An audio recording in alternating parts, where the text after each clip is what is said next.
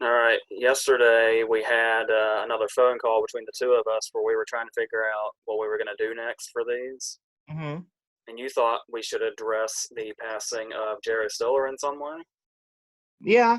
So we knew whatever happened, it was going to be Zoolander regardless. Hmm. But as far as the whole versus thing goes, even though this probably isn't another one of those ones that isn't so much the versus thing, Hmm. because but it's like we were trying to figure out what goes with Zoolander, and Zoolander is just its own thing. Hmm. Because So I haven't seen the sequel, but you said it doesn't measure up at all. yeah, you don't need to ever do that to yourself. Mm. Just to be clear. Uh, but I tried to be. I remember trying to be nice to it when it came out because I wanted to like it so much, Hmm. and then just the more it registers, the more it's like, wow, they just didn't give a shit at all. Why did they even do that? Well, before we get started, since we know that Jerry Stiller's death is the inspiration for this, do you want to talk for a minute on George's dad, since I know how much you love Seinfeld? Yeah, there's that, and there's King of Queens, but I actually haven't watched King of Queens yet. I've seen episodes in passing. He's he's fun as he always is. What was interesting to me was I learned recently that he's only in like 20 episodes of Seinfeld, Hmm. but he seems like such a major character because that's a small fraction of that show. Yeah. I can't remember. Did Seinfeld reach 200 episodes? I don't. I'd have to do the math. There was what, like 24 episodes a season and 9 seasons. It's like right there. Hmm. If it didn't get there, it got close. Yeah, it was usually his. Not so surprising. His team ups with Kramer were always great, and them inventing the bro, and how everybody was there for the talk of Festivus and all that stuff. Mm, yeah. um, yeah, I don't recall an episode he was on where they just threw him away. He was always like a standout of the episode. And on that show, that's really saying something. Yeah. Seinfeld, by the way, I just looked it up. There was 180 episodes. Not close. Hmm. Another season would have done it. Yeah. So the reason we chose Dodgeball, I think, is still a little unclear to both of us. It was just sort of what we settled on was number one, it's Stiller teaming up with Christine Taylor, who was his wife at the time, obviously for both movies, Hmm. and Lucky dude. they both center around him having a rivalry, whether it be Vince Vaughn or Owen Wilson. So Hmm. yeah, I mean, why do we need an excuse to talk about Zoolander and Dodgeball? We just do it. So Surprised it hasn't been done already. I mean, these movies are going on 2 decades old, which is crazy. I think Dodgeball was what, 03? No, it was 05, wasn't it? Oh I was four. gonna, I was gonna say four, but I'm not I think entirely it's oh positive. 04. I know I I think was working at the theater at the time because I remember the big standee. yeah, Hmm. and how we It was a monster standee. and how that movie was so popular in our friend group. There was the thing that lasted for a long time Hmm. where we recast the theater employees as characters in Dodgeball. And most of it was fitting, especially White Goodman. So I figured we would actually start with Zoolander, Okay. which you have rewatched. I only watched it again like a few months ago. Yeah, I literally just finished it about a half hour ago. Yeah, shortly after I got this amazing Blu-ray, appropriately titled "The Blue Steel Book," Hmm. uh, which also comes with the headband with his hair attached to it. By Oh, the nice. way, You should have worn that for the video. no, I shouldn't have. Well, your hair's already part of the way there. So before we get started, so I'm going to have you kind of steer the Zoolander ship since you've watched it a little more recently. Hmm. Um, but as far as us trying to remember when Dodgeball came out, I do remember when Zoolander came out. Do you remember why when Zoolander came out was a really big deal? It was around September 11th, wasn't it?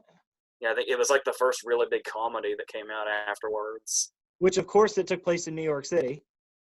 Yeah, and there a lot of people praise it for that and say it was like the movie we needed at the time. Hmm. There were some high profile cases like Ebert who like hated it for that reason. Yeah. But then I heard something about like he ran into Stiller like a few years after that and said that he reevaluated the movie and liked it more. Oh, Ebert actually changed his mind. And then of course there's always the Terrence Malick rumor that we've never quite It's one of the rumors I want to be most true in this universe. there how there is a possibility if the rumors are true that Zoolander is Terrence Malick's favorite movie. I think everybody wants that rumor to be true. I want it. I want it to be so bad. Terrence Malick, if you stumble across this video, comment and confirm for us. Yes, because this is exactly where people would find Terrence Malick. Dude, Terrence Malick's like, he's a little out there. He might end up here. He might be one of the ones that's like, I'm going to watch one of the YouTube channels that doesn't have a lot of views because I want to be Terrence Malick and I want to be contrary.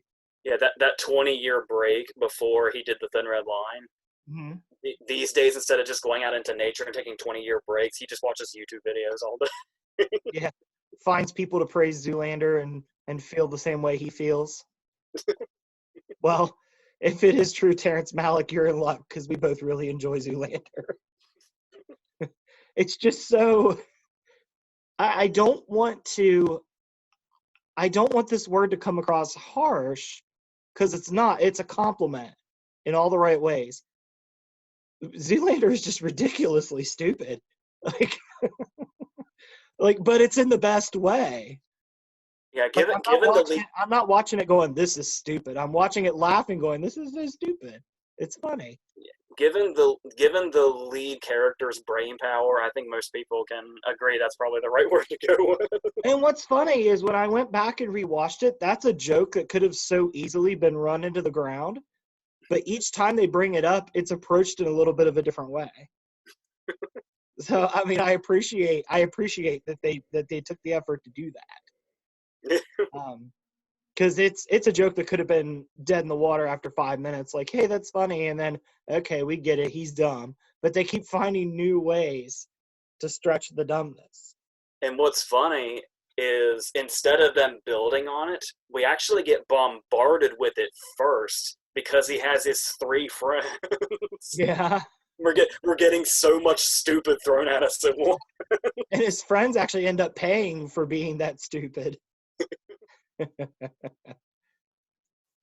Which I think is the first. Huh? I would say that's the first time most of us saw Alexander Skarsgård. Yeah. He even whips out his accent. Yeah. Of all the places to see an actor like him the first time. Yeah, especially after everything he's done. It's hilarious. Hilarious. Is it sad that now I kind of want a version of Zoolander where that character is played by his dad? He had Alexander Skarsgård had a cameo in the second movie as a different character, I think. Oh, really? Which is a good. That's the thing about the sequel is you'll find a lot of jokes that sound like they're funny on the surface, but the movie had nothing to do with them. So. Oh, I see. I think part of the comedy for Zoolander too is just you never know who's going to show up. Yeah. There are so many people. There's also a key to this movie being great that the sequel doesn't use very much at all because he's barely in the movie. Who's that?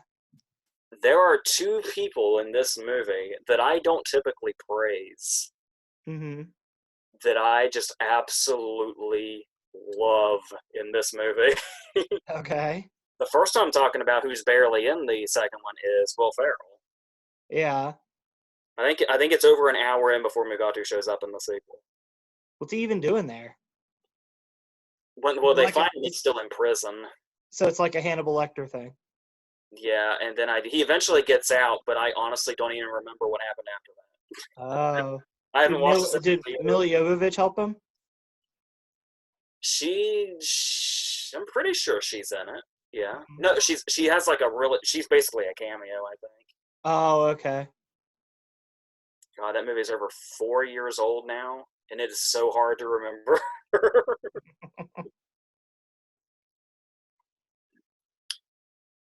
Who's the second person? You said there's two people in this movie that you praise that you don't typically praise. The first was Will Ferrell. Okay, so this might sound like overkill, but I think it more and more the more I see the movie. Okay. I think Owen Wilson is award worthy. And one of the things that really convinces me is I think one of the most true to life things I have ever seen portrayed in a movie is his video package at the award. Yeah, it seems really authentic.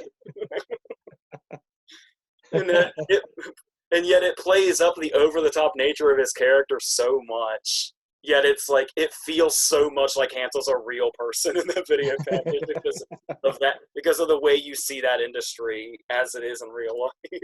I just love every time we come across him in the movie, he's just got done doing something crazy.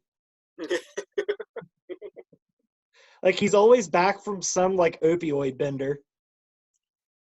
But then there's the great Mount Vesuvius thing when it turns out that not only is that story not true and he was just high, but he's never even been there. He's one of those characters where my go-to example of this is Norm Macdonald and Billy Madison, Mm-hmm. where there's actually something quite unique about that because it's a character whose sole purpose is to be comedic. Mm-hmm. Because usually you have characters on the side or the friends of the character that are either used for exposition or they eventually get some serious moment or they have some word of wisdom or whatever. Mm-hmm. But it's like every single scene and line they have is a punchline in some way. It's like at the end whenever Hansel stops the plan and he's giving his speech about what's going on, like it's so triumphant you think he's going to get it right, and he just comes out with he's going to kill the claymation dude. Yeah.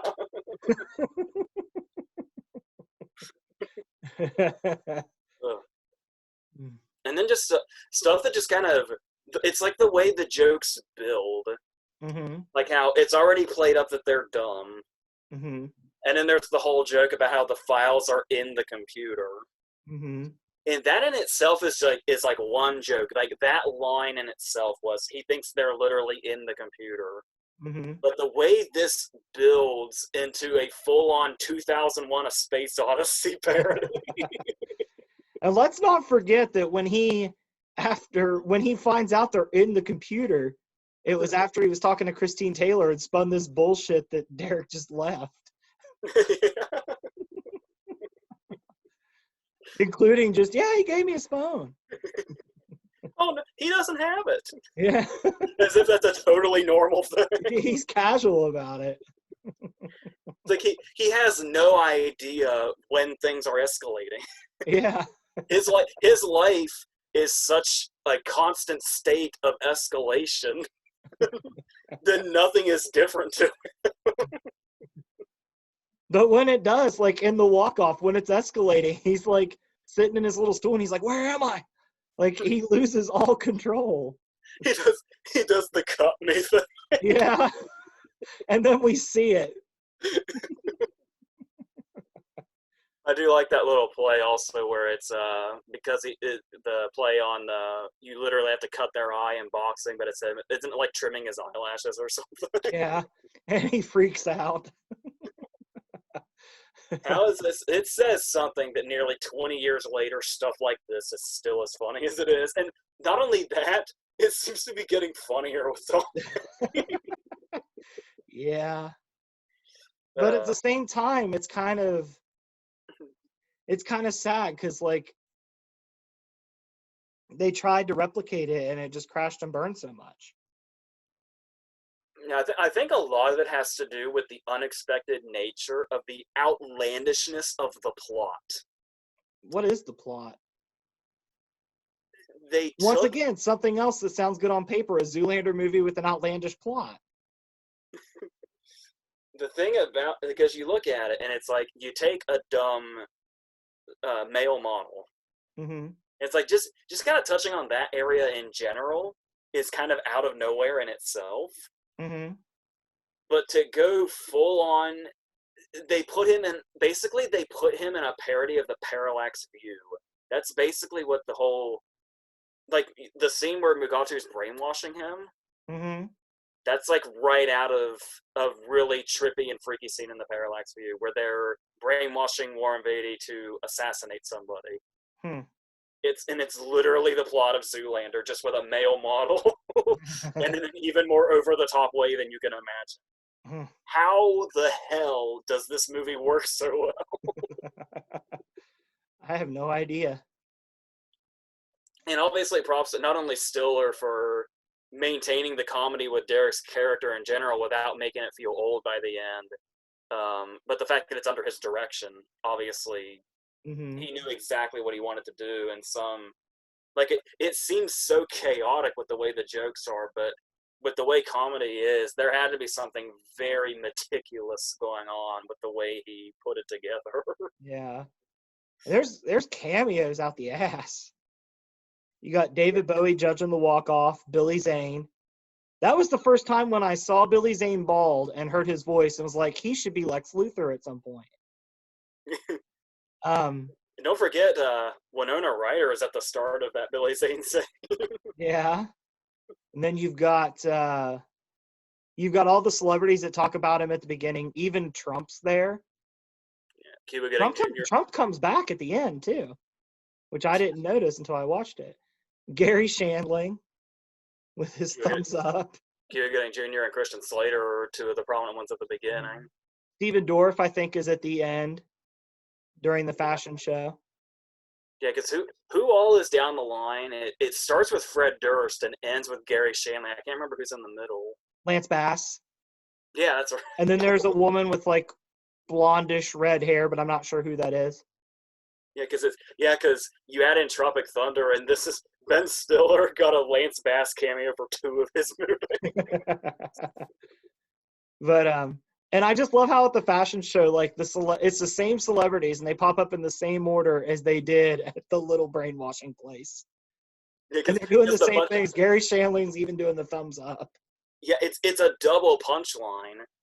Because it's like, yeah, Fred Durst would be in an event like that, and yeah, this person would be in an event like that. And then it's a Gary Shandling one, and you're like, oh my god, that's hilarious. And then when it comes back, it's even funnier because he's actually there. And he's doing the same thing. But we were talking earlier, you've got Patton Oswalt as one of the photographers. You've got James Marsden as John Wilkes Booth. Which is just funny to say, by the way. Yeah, it is. It's a full on. It's not a cameo. It's a full on part. But I love how hilariously random Duchovny is. Yeah, and I love how Duchovny's telling the story, and I think it's either once or twice he has a "Are you fucking kidding me?" moment. I still see the comment, but why male models everywhere I go? I also like it's more subtle than that, but I also like when he's talking about how male models do what they're told to do, and Zoolander's like, "That's not true," and he's, "Yes, it is, Derek," and he's like, "Okay."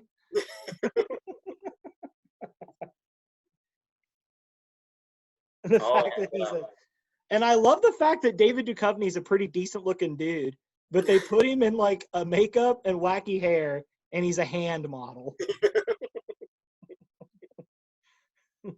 And he's so sinister when we first meet him for some reason. He's like creeping in the back of the cemetery. And then there's the fun casting of John Voight as his father. Mm-hmm. And then Vince Vaughn's one of his brothers. And if I remember correctly, Vince Vaughn has no lines, does he? No, he doesn't say anything. He just looks. I think I was trying to remember if he says anything when he comforts John Voight at the bar, but I don't think he does. No, he just pats him on the shoulder. That's it. Which it's funny. Of course, they're in this bar, and the commercial that popped up is the one that popped up. At first, he starts off so proud of himself that everybody will see this. Yeah. Let's not forget he enters that scene with like this little dainty cough. And he's just like, I think I got the black lung. That's a great example of what we were talking about. How just when we think we get the joke with Derek's character, Mm-hmm. there's a new joke about it. Because I think that's when he goes outside. Is that the first time we see his tiny phone? Maybe.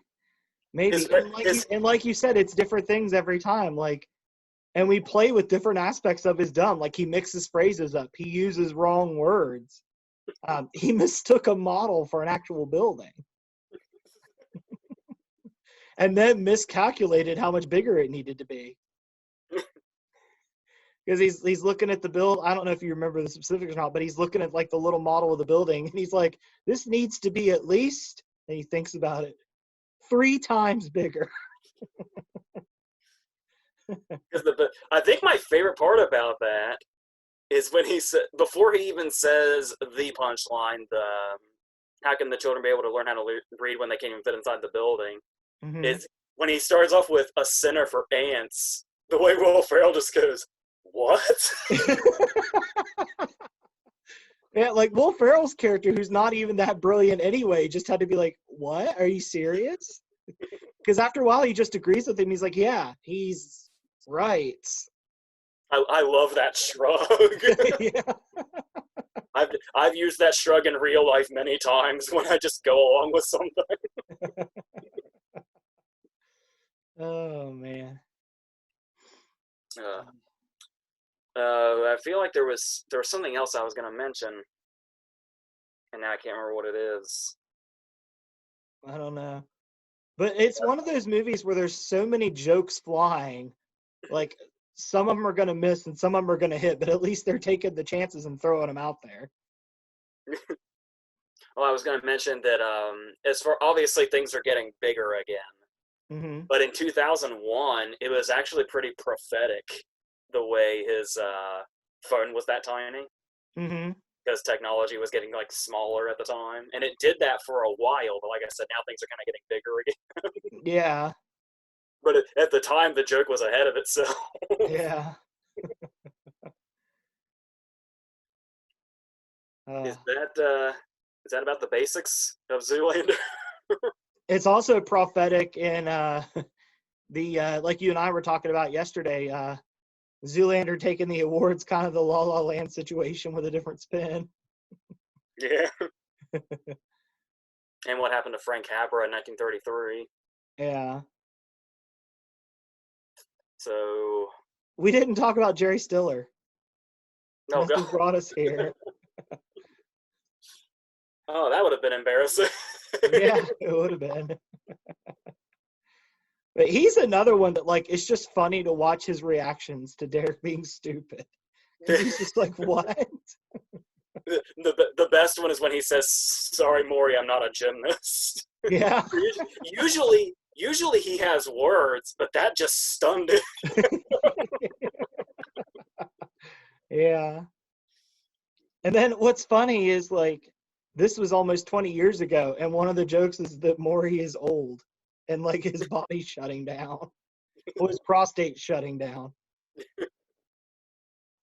It's really just great to see them like working together and like bouncing off of each other. Mm-hmm. When you know that that's where Ben came from. Yeah. And the fact that he also was directing had to be like a really great personal moment for him also, I would think. And let's mention the fact that the obvious joke in play there is the name of his company is literally Balls Models. It's one of those things that just becomes so natural within the setting. You just kind of stop thinking about it, and it's just part of the world now.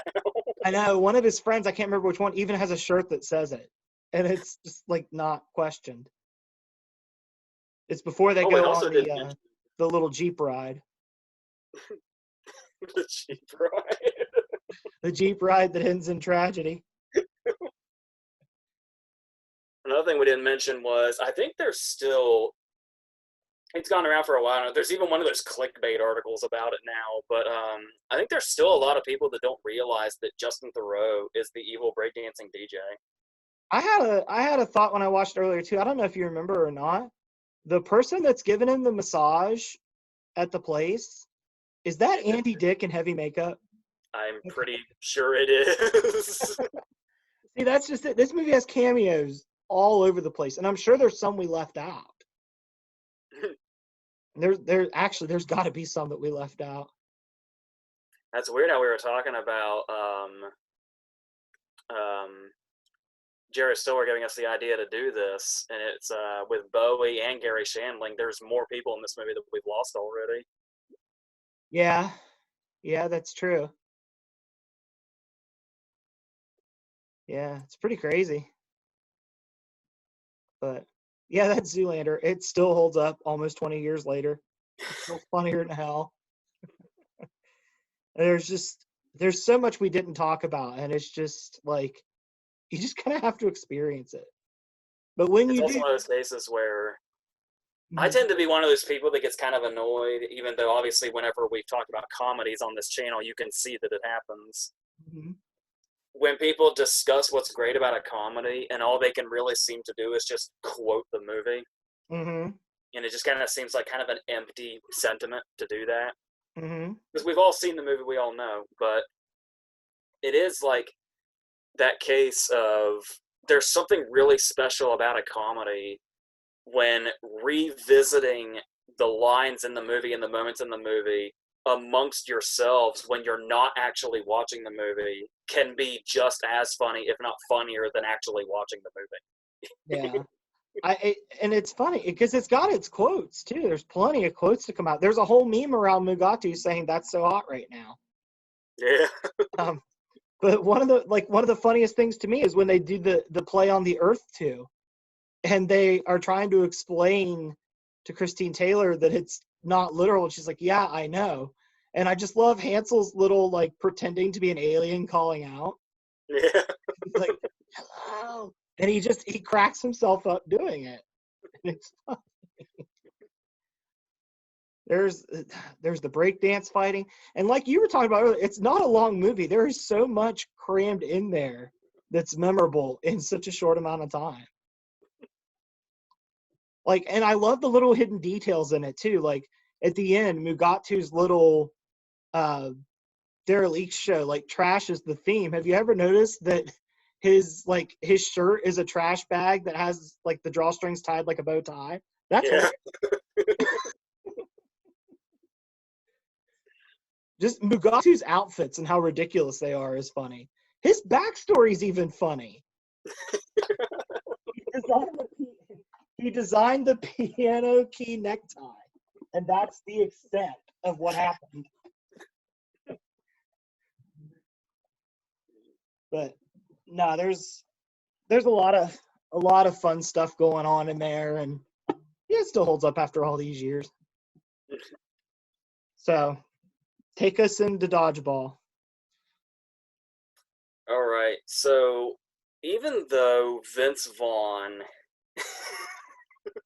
is the protagonist in Dodgeball, would it be fair to say that Ben Stiller is the star of Dodgeball? Yeah. Which is so funny because in most movies that he's in, he's usually the protagonist. So it's interesting to see him take the other role. Yeah, it does. Especially when in most other movies too, Vince Vaughn plays an asshole. Like even if he's not the antagonist, he's an asshole friend, like Old School. But then you have great stuff like Wes Mantooth and Anchorman, which I'm sorry, I'll never not laugh at that name. Did you? I can't remember. Have you seen Heavyweights? No, I have not. But you know of Heavyweights. Yeah, and I know Ben Stiller's an asshole in that too. If it's you could pretty much. I think it's widely considered that White Goodman is basically an extension of Tony Perkins. You know, going back to Zoolander real quick, I think another thing where you could see Ben Stiller's genius. How easy would it have been for Tug Speedman to just be Zoolander version 2? Yeah. I mean, he does carry aspects of it, but it's not blatantly reusing a character. Yeah. I mean, you could say Tug Speedman is Zoolander if he became an actor, but there's different aspects of Tug Speedman. Yeah, it's more so that Tug Speedman is out of touch rather than being a full blown idiot. Mm-hmm. And I'm not gonna lie, with Tropic Thunder, I kind of enjoy the genre of Ben Stiller surrounded by idiots, while he himself is an idiot. It seems to be a formula that pays off. Yeah, I don't think he quite gets the recognition he should as a director. Now, mind you, he did also direct the sequel to Zoolander, but that's really the only like low point I can think of that he's had as a director. I mean, every director has that movie that just doesn't bring it, though. Yeah. Even your beloved Tarantino. A lot of people say that about Death Proof. Like I wasn't terribly big into his Walter Mitty remake, but there's a lot of people that say it like literally changed their life. So I've never seen it. I just know I think it was originally supposed to be Jim Carrey. that makes sense. Yeah, I think I remember that time period. Yeah, but So we should point out that Ben Stiller did not direct Dodgeball. yeah, that guy's had an interesting career. Yeah, Did you happen to? I know off the top of my head. Did you happen to look him up? I did a long time ago. Don't remember anything about what I found. He wrote and directed Dodgeball. Mm-hmm. Then he went on to do We're the Millers, which makes sense. Mm-hmm. Then he went on to do Central Intelligence. Mm-hmm. It's still a comedy, but then goes towards the action genre, or at least it tried to. Mm-hmm. And the latest movie he did was Skyscraper. Really? Yeah, he went from Dodgeball to like when you see the transition, you can see it happen. But just to think, he went from Dodgeball to Skyscraper. That is a weird transition. And I think his next movie is supposed to be a big action movie too, but I can't remember what it is. Hmm. But I wonder yes, how Dodgeball would have looked different if Ben Stiller did direct it.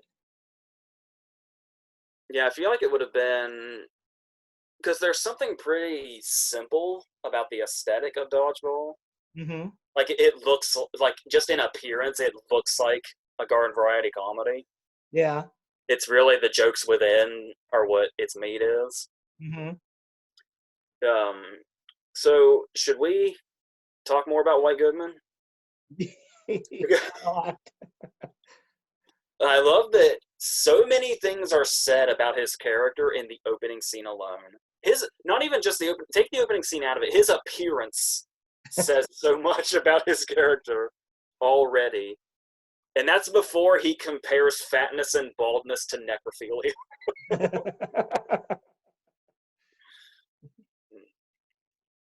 And there's I love the constant back and forth between him and Christine Taylor in the movie. Mm-hmm. Because obviously they were married for a very long time. Mm-hmm. And this was right in the dead center of that. And the whole story is that she's absolutely repulsed by it. To the point that she even like almost pukes when he just suggests getting together. And I love that. Not to mind you, this is after that he had a little air pump around his nuts to make his package look bigger. Yeah, I was just going to mention that During scene. that entire conversation.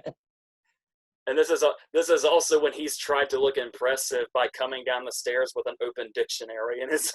Yeah. And there's just so many other little things hanging out, like his painting of him grabbing the bull by the horns.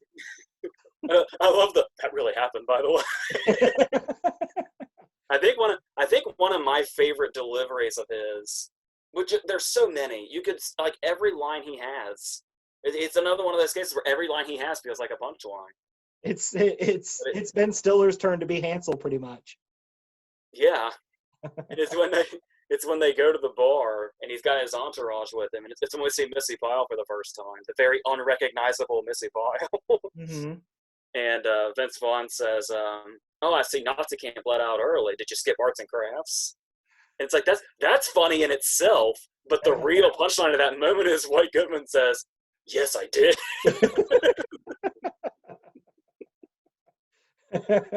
He says it so seriously. I love the punchlines on top of punchlines. That's what these movies do so well. Like there's one line that works just fine, and usually movies ruin this, where it's like they find the perfect punchline and then they have to add one more thing that kills it. Mm-hmm. But these movies, the second punchline always kills more.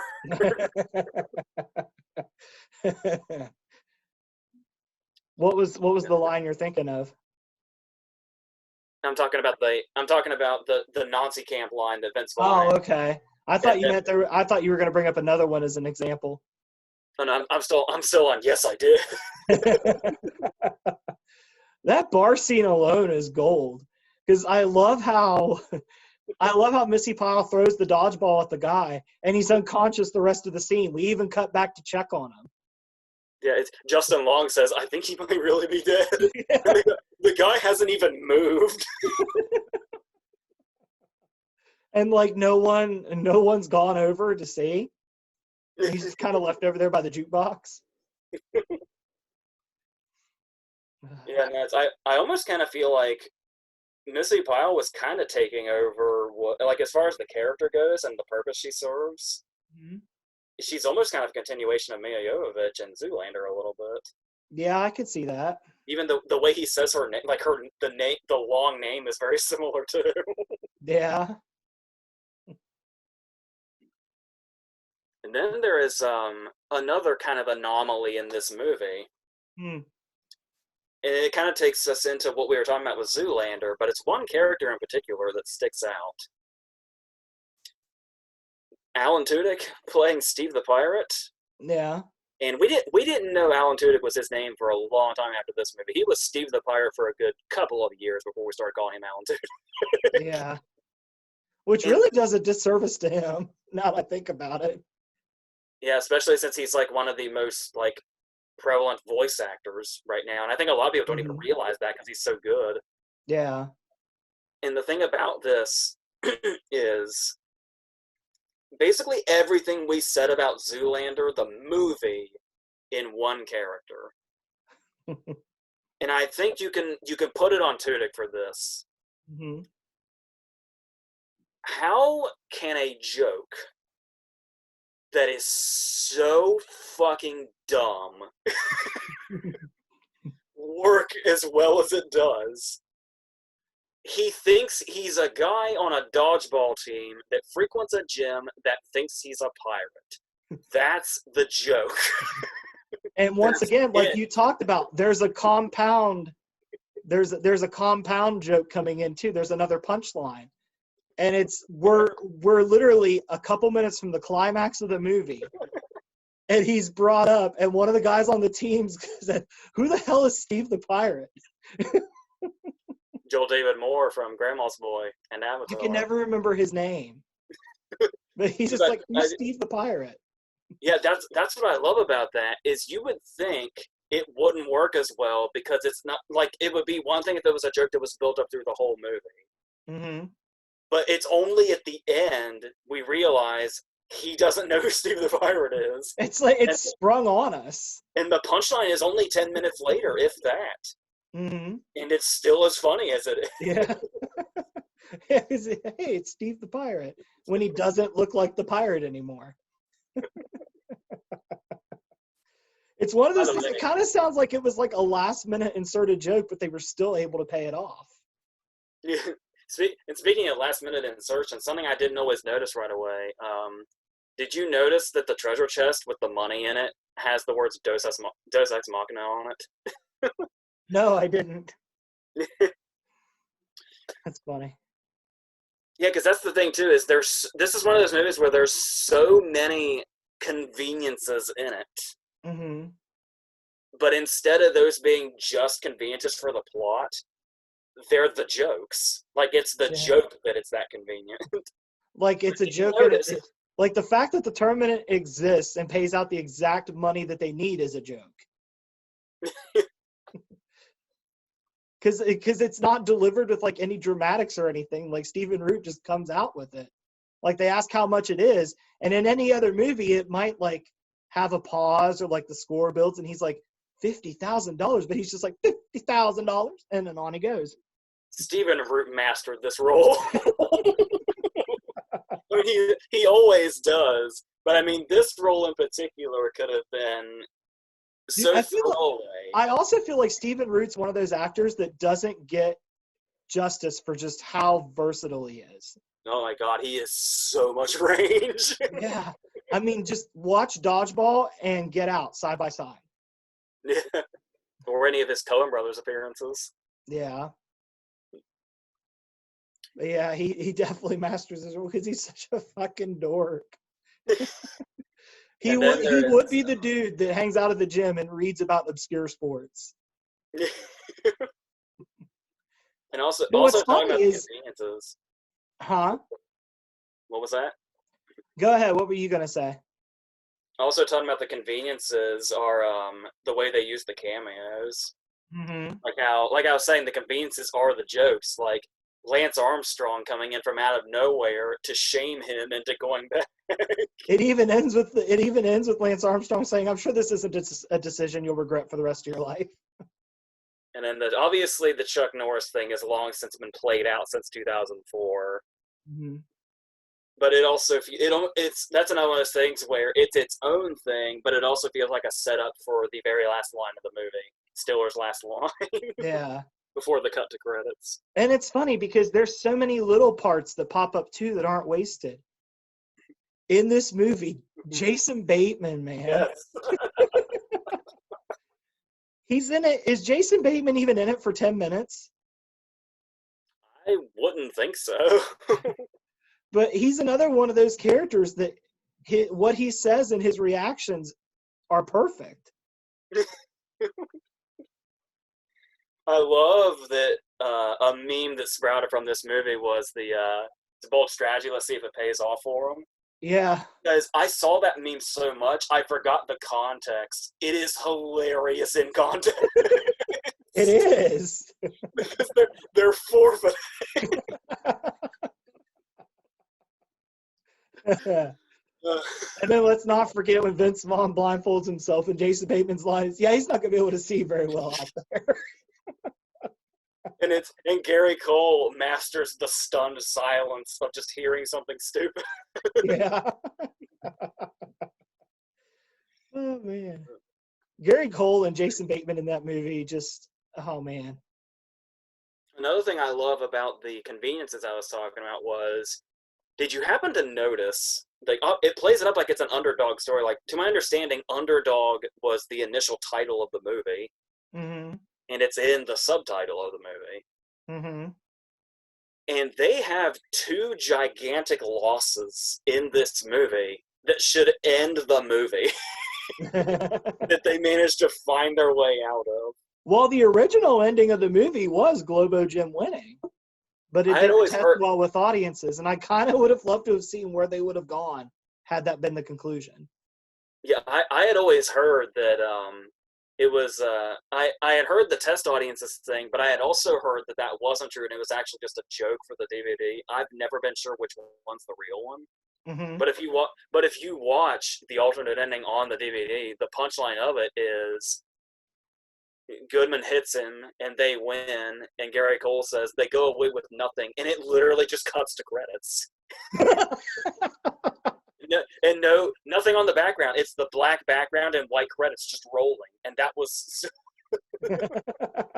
It's like I do feel like that was a joke. I can't imagine they actually genuinely tried to test that ending, but it's hard to do.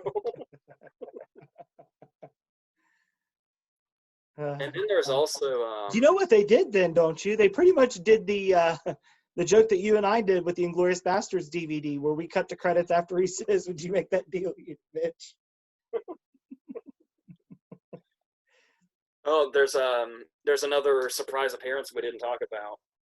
There's a few appearances we still have yet to talk about. We haven't even got into Rip Torn or Hank Azaria yet. I was going in the Hank Azaria direction. Yeah, Rip Torn, another person we've lost recently, is really great in this. Especially as like an old grouchy version of Hank Azaria. I love the Because way. Hank Azaria in the little training video is so wholesome. Yeah, and I love the conviction he has when he goes through the steps, where it's what is it? Dodge, duck, dip, dive, and then dodge comes back around. Yeah. It's like it's. I love that delivery because it's half conviction, half uncertainty when he says dodge the second Yeah. time, and the way he just wholesomely describes dodgeball as violence, exclusion, and degradation.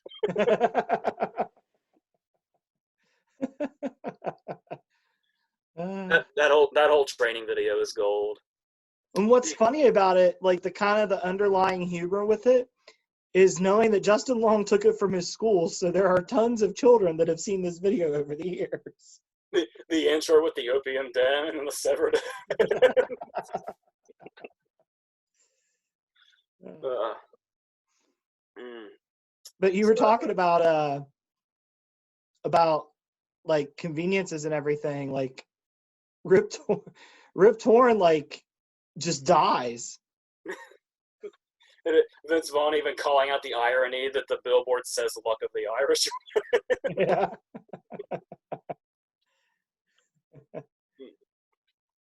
I also just love like the little jokes that are just laying around, like the when they talk about there's something lost in translation between movies when it comes to cases of money, and they open the case and it's just one stack of money.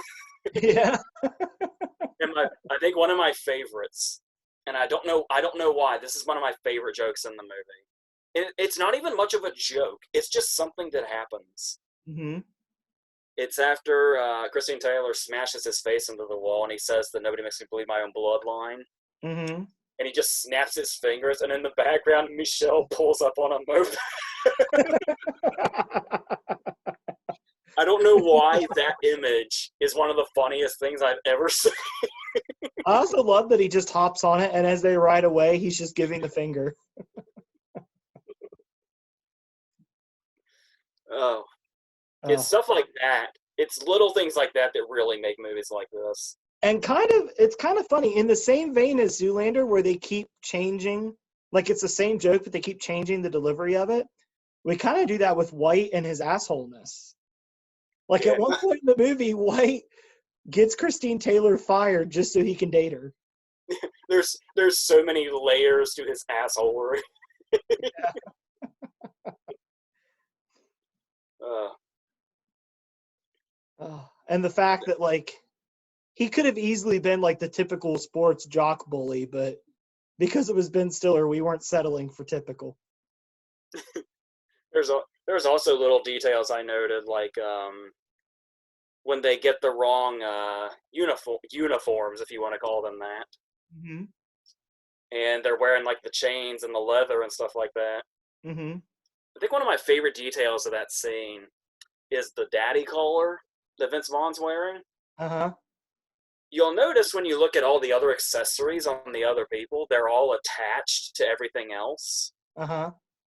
That collar's not attached to anything. Vaughn Vaughn made a choice off screen to wear the daddy collar. And I love how not only do those people show up at the game, you can see them at the end too in the crowd. Yeah. It's like they became lifelong fans after that. The other cameos that you see in the movie, William Shatner is the commissioner of dodgeball for some reason. I had another one and I lost it. I don't remember what it was. Supposedly you can see Norm Macdonald in the background of the Globo Gym scenes, but I never remember to look. God, I hope so. I really hope that's a real thing. I want that to be more real than anything. We'll have to find out. Yeah.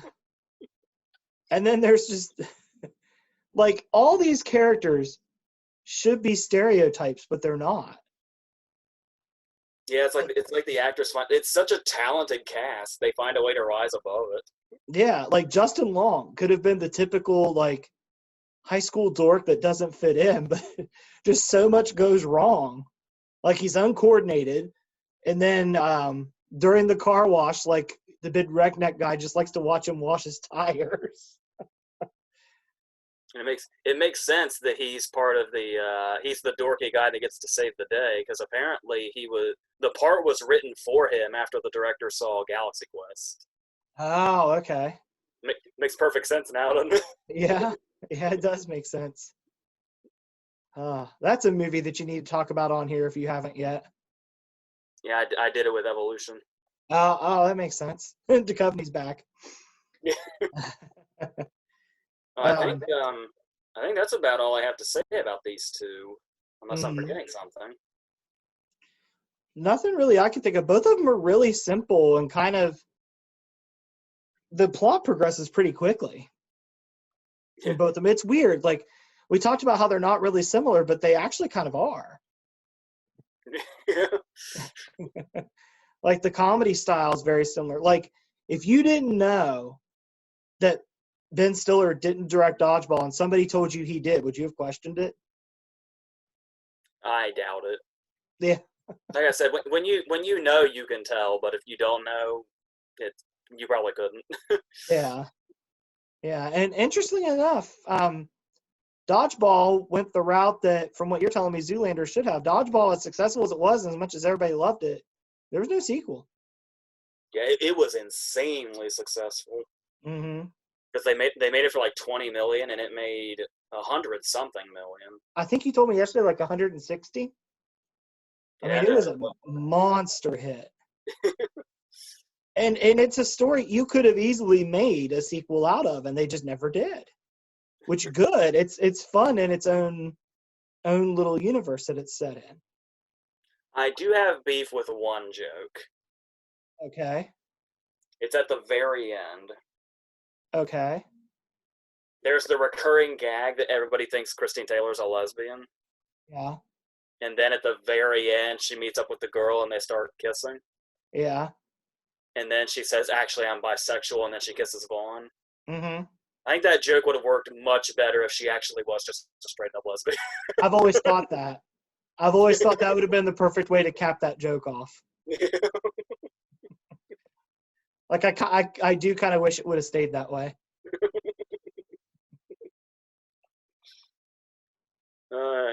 I guess that's our final note.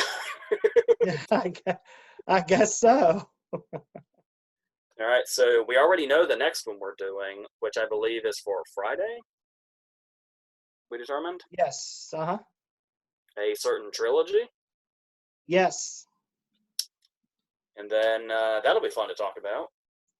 Yeah, maybe hopefully it won't make our videos shrink in popularity. Hopefully they'll blow up in popularity, which will benefit ourselves.